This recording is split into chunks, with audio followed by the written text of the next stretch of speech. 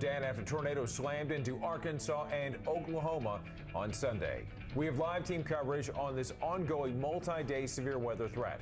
Meteorologist Mike Seidel has the latest near Mayflower, one of the hardest hit areas. Storm specialist Dr. Greg Postel brings us detailed analysis of what we can expect as the storm threat pushes east. We have you covered with all the information you need to stay safe right now on Wake Up with Al.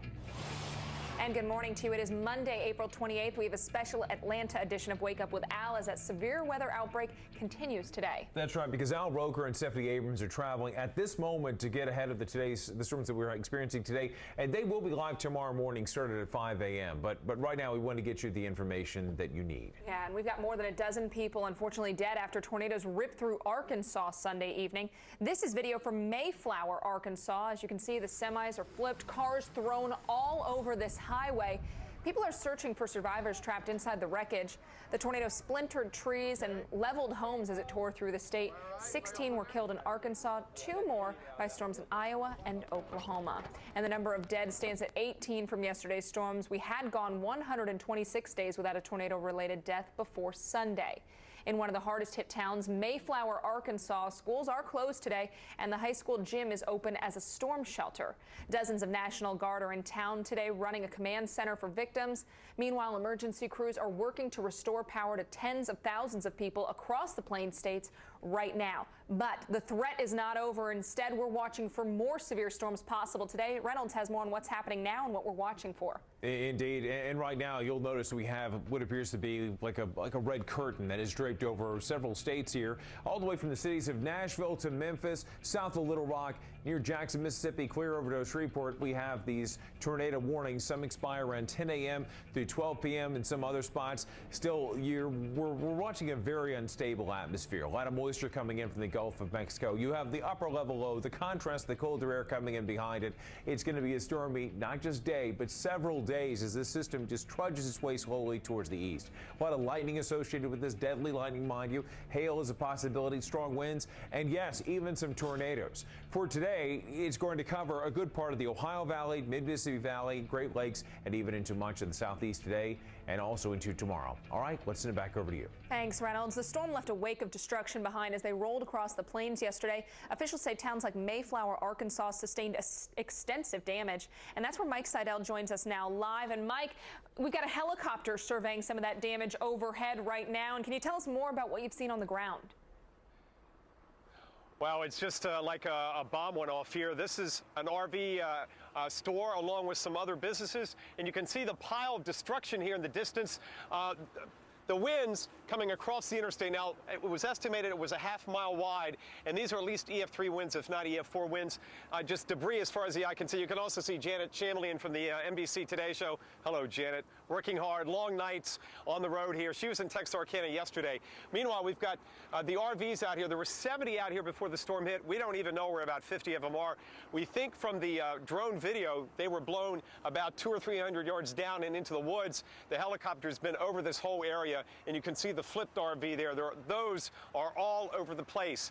We still have certainly an issue with traffic on Interstate 40, not because the road is an issue like last night, but because there are all these rubberneckers out here. So if you're taking I-40 between Conway and Little Rock, you're going to slow down because people want to see this horrific damage. Death toll now so far in Arkansas, Reynolds, at least 16. And based on this debris, it'll be interesting to see if we end up with actually EF4 damage. We'll find out later on today. Reynolds, back to you. Okay, Mike, thanks so much. Now for the very latest on the timing and the impacts as their severe weather threat spreads a bit more to the east today. Let's turn it back over to storm specialist Dr. Greg Postel. And Dr. Postel, where are you keeping a close eye on now, and where should we be concerned later? Right now, I'm watching parts in Arkansas and southward from there, actually behind a line of thunderstorms that's moving through. So let's have a look at what we've got on the radar. This may be sort of the trend over the next several hours. Right now, we've got this cluster of thunderstorms that's kind of been maintaining its integrity for a while. You know, every once in a while a severe thunderstorm warning will pop up, but there are none with that particular cluster of storms right now. I'm more concerned about what's going on back here behind it, because this back behind that is where the models are suggesting new development later on today will take place, and that stuff could get more severe and potentially tornadic later on. Right now, that severe thunderstorm warning in Arkansas is from Monroe, Prairie, and Woodruff until 10 a.m. Central Time. We'll keep an eye on that in case it does indeed strengthen further in the next few hours. But, you know, you can see on the enhanced satellite picture there's some very fast winds aloft. Those will be in place all day today, and they will help maintain those thunderstorms and maintain their longevity. So we're going to see potentially some long-lived supercells like we did yesterday later on this afternoon. Now let me draw your attention to what's going on back in here. That's the stuff that we're seeing flare up in eastern Arkansas. Look what happens to it as you move through the evening hours. It kind of turns into maybe some isolated storms. Those could be tornado producers. Stay tuned for all the latest. I want to point out that the storm motions today will be very fast, so there may not be a whole lot of time to prepare if you're indeed in a warned area. So keep in mind all the latest and rapidly changing updates. Guys, back to you. Okay, Dr. Greg, thanks so much. And to get perspective on the scope and the magnitude of this round of tornadoes, we're going to head now to the skies. We want to show you this aerial drone video showing the path of this long track tornado that struck two towns, two of them in Arkansas. You can see the wide swath of debris, the churned up earth left in the wake of last night's storm. This happens to be near Mayflower, Arkansas, where traffic was stopped in both directions while crews worked to clear Interstate 40. Now, we just heard from Mike Seidel, who's in Mayflower, Arkansas, where a tornado decimated much of that town. Now, the next stop on the tornado's path was Valonia, which is just a bit more to the north, where residents are still reeling from a devastating storm that hit 3 years ago. Reporter Drew Petramol picks up the story from there. Take a listen. My grandfather passed away last year. These were all of his collectible cars. Scott Barrier spending the night digging through the wreckage that was once his home. It's gone. Everything. It's gone. Barrier and his 3 kids got in their car and left when they got word a tornado was coming, and when they returned, found destruction. We wasn't expecting this. Down the street, the devastation continues. Homes ripped from the foundation, cars flipped upside down.